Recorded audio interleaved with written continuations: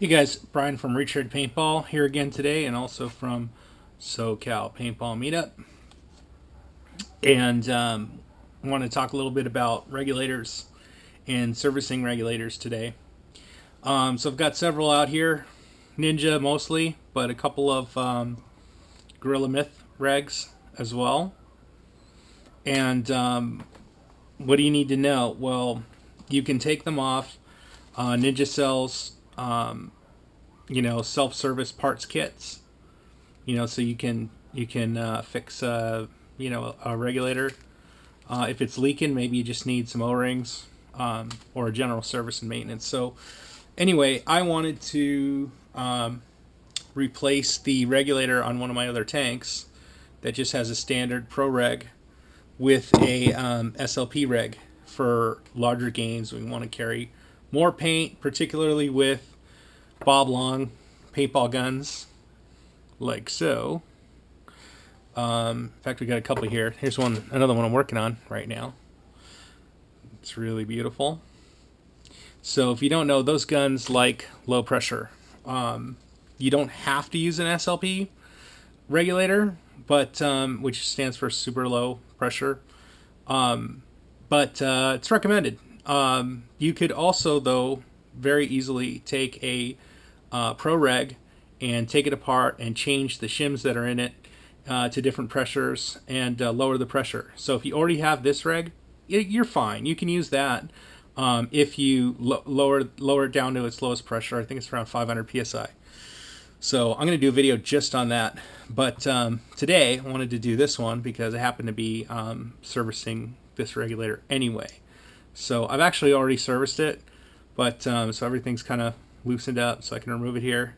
But I wanted to show you so that you can see. So you remove this. This is the bonnet here, and these are either brass or aluminum, so you got to be careful with them. In fact, I recommend, if they're banging around in your box and stuff like that, or that you use one of these thread savers, because they are so soft. If they hit something or you drop them, you can very easily bend the collar here, and that means it's not going to fit in your gun, or it's not going to seal correctly, and you're going to have leaks. It's just bad. So it's an easy thing to prevent. You put this over it, you drop this, who cares? Even has a space to store an extra tank regulator, or tank O-ring if you need it. So I like the red Ninja O-rings particularly. So anyway, we've gotten these off, and then some of you might find, you strain and you can't get it off, right? So how do you get it off? Well, Ninja used to include screws like this, or you could buy them from them. They don't do that anymore because people were damaging their bonnets and their regulators. So you need to be very careful. You don't want to screw it in so far that when it's turning, it's going to be scratching and denting and digging into the regulator. So you just go into one of these Allen keyholes. And by the way, this is the size for these. 8-32 by 1.5 inch. I mean, you can make it whatever length you want. And they have, probably cheaper, just these like stainless screws. And you can see it's the same size, just a little bit longer. And anyway, you screw that in, and you feel resistance. You can kind of back it out a half turn, but then when you push on that, it gives you enough leverage. Be careful, if you have the larger gauge, you're going to hit it. So you can come from the other side if necessary to clear anything. Talk about gauges here in a second, but see, if I had it screwed all the way in, and I could feel it kind of digging as I turned, so I loosened it up, and it came out just fine. It's loosened up now, so now all I need to do is unscrew it very gently, and it comes right off. So what you do is basically just take like a Q-tip, and go in here and clean it all out, and then pull your spring stack here, your like Bell Sales springs, or Bellevue springs, I think they are. They don't really need to come off, but you just kind of clean it, lube the O-rings. Be careful, there's a spring and a pin in here. So you put the pin back in. Actually, the easiest way I found was to do it like this. If you take it apart and you don't realize how to put it back together, search Google for Ninja SLP Reg exploded view, and you'll find the diagram. There, you put it back in. And certainly, obviously, you'll take these off of your tank before doing that. Degas the tank. So, yeah, here we go. So, a couple things on the regulator body itself. These are your burst discs. If you don't know, they are set for different pressures, and these have little like blowout valves in them, or little. It's basically like a small sheet of metal that will break under a given pressure, so that the tank will vent. See, they both have holes in them. The tank will vent in an unsafe condition. So your bottle's full and sitting in your car, and that gas is expanding, increasing the pressure inside the tank beyond its limits. It'll go off. I've also just seen them, sitting out on a picnic bench at a field, and boom, one of them goes because it's been sitting in the sun, and the tank's completely full. So what you want to do, the lube that you want to use on this, you only want to use silicone lube. So Ninja makes some. You can buy directly from them, for $5-6, something like that. The other alternative is here's a silicone O-ring and valve lubricant grease. If you recognize the flag there, that's for scuba divers. So it's meant for scuba tanks, which these are just like small scuba tanks. So this is the kind of lubricant you want to use. Silicone only. Do not use because you think, oh, well, I don't have that and I don't have $6. Do not use Hater Sauce, Tech T Gun Salve, Dow 55, Pathogen. I've got everything in here practically. Don't use any of these that have petroleum products in them. So if you do that inside your regulator, you could have a detonation. That's basically a diesel engine once you're doing that, and you're turning this into a very dangerous environment if you do that. So don't do that. If you look, this stuff, it's very, very sticky, and also very thick. So Dow, if you don't know, is Dow Corning. They make all kinds of stuff, but that's what it is. So Dow 33, Dow 55, and this is Dow Chemical 111, so DC 111. In one of my other videos, I'm going to talk specifically about lube, but if you look up Dow Corning's website, you can find spec sheets for all of those, and it tells you exactly what they're designed for. So anyway, back to this guy. Couple other things that are interesting is the tools that I have here. This is a specialty tool. I think it was made by ShockTech, and it had most of the common sizes here for removing these burst discs, easily. And then underneath you can see it's got essentially that's a socket. So you can find a socket that same size. You don't need this tool, but look at this. This goes right over the large size gauges. But if you look around, I think, what is it? 3/4 inch? No, I don't. You know what? I don't have my larger sockets here. They're at work. But if you search through your sockets, Ninja's all US made, so I imagine it's all standard, just like the other components. So you find a large socket, and boom, there you go. You can take it off. So I don't recommend using this. You may round off the corners, but you can definitely use a socket. So if you don't have a tool like this, which most people don't, because this is now kind of rare. I mean, I bought it on eBay. They might still be out there, but I don't know. But if you want to take off a tank, you can use this.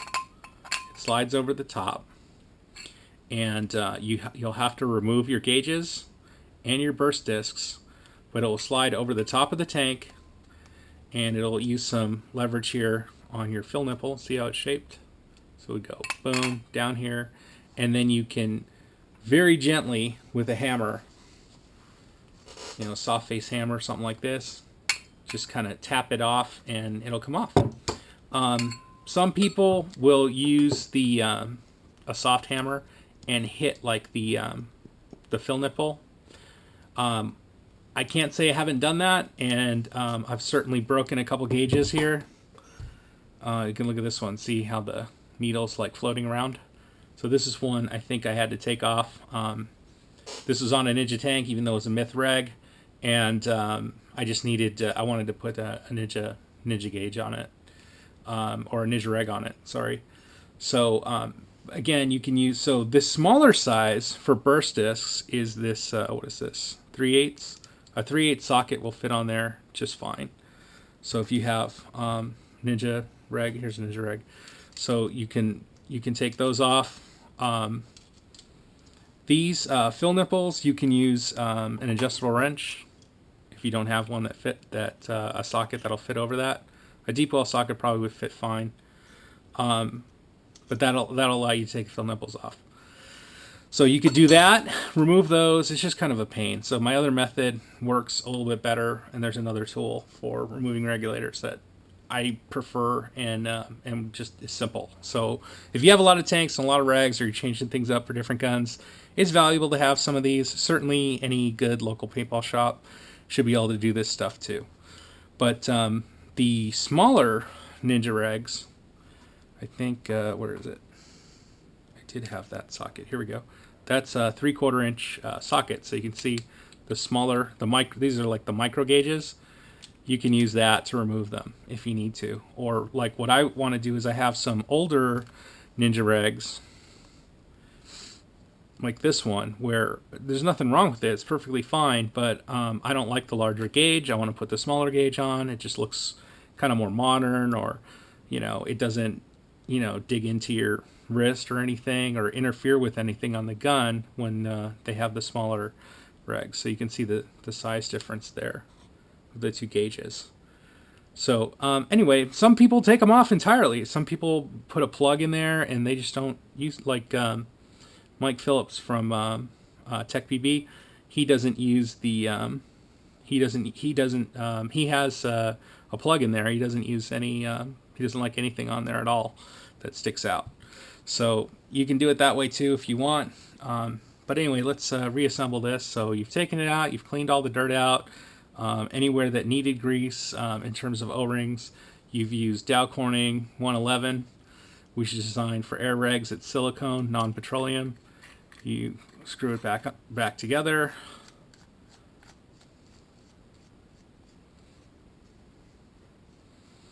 And then this one, you can't really change the position. So that's the difference between the Pro Reg. See this silver ring? The standard regs don't have it. The silver ring allows you, it's got another set of Allens all the way around it, and that allows you to adjust on your gun which way the gauge face is, which way the fill nipple is. You know, you can really kind of customize it. So that's the advantage, and that's why they cost more. So you can do the same thing, you know, remove, you know, degas and everything, and remove your bonnet. And actually even you can very carefully, you don't really want to do this on your, I mean, you can do it on your gun, but make sure you're not pressurized or anything. Technically, you can do it when it's pressurized in terms of just adjusting the position, but it's not recommended.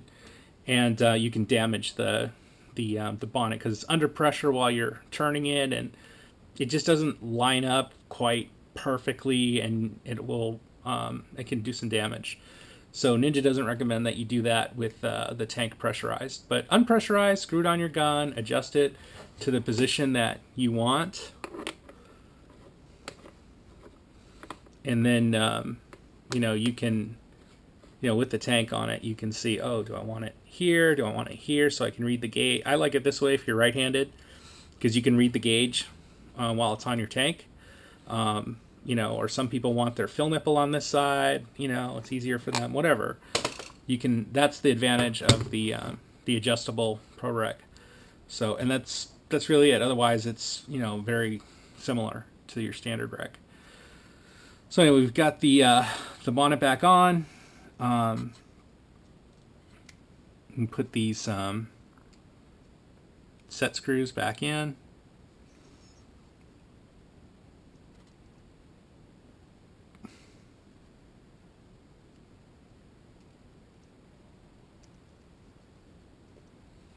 There we go. Just snug them down. You don't want to dig too hard. So anyway, so now I can put this on another one of my tanks, and it's going to be low pressure, which is safe for the Bob Long guns. So I also took like like an old toothbrush and just kind of cleaned the threads up. Clean the bottom. There was a little corrosion on this I cleaned off really well with like a wire brush, and then made sure I got all the little metal shavings out of here. You don't want that in your tank or in your gun. So you can see, like, this is an older reg, and it was worse than that. It was somewhat, not really rustified, but definitely looked kind of okay, it was rust. Okay. So I hadn't seen one like that before. Probably the person who had this before me played at a field that the compressors and their fill tanks had some water in it, so they're getting water in their bottle, and it was corroding the end of the regulator there. So, but able to clean it up pretty well, and it'll work very nicely. And essentially now it's been serviced, it's ready to go. So that's the deal with that in terms of regulator servicing, just general. How often do you need to do it? Depends on how much you play. Once a year maybe would be nice. Some people say, well, if it ain't broke, don't fix it, right? And they've put it back together and it's leaked. Well, the O-rings on this, there's you can change those. It's not that hard. But they will last you longer, and you won't have problems with them down the road. You won't be playing. A lot of people only have one tank, and you go and you play, and if that tank goes down, maybe you can borrow one from a friend or rent one from the field. But you do a little preventative maintenance, and that just won't happen to you. So, and like I said, the burst discs can go on anybody on a given day. So, it's nice to kind of have them in these sizes. For the 4500, it's the 1.8K and the 7.5K burst discs. You can buy them by themselves. Usually your local paintball shop has plenty of them, because it happens. So, it's happened to me, and it will happen to you. So having some extras that you keep in your box, then you can swap them out if necessary, if you break one. All right, that's pretty much it. Is there anything else to cover on this one? Nope, we'll save that for other videos. Thanks.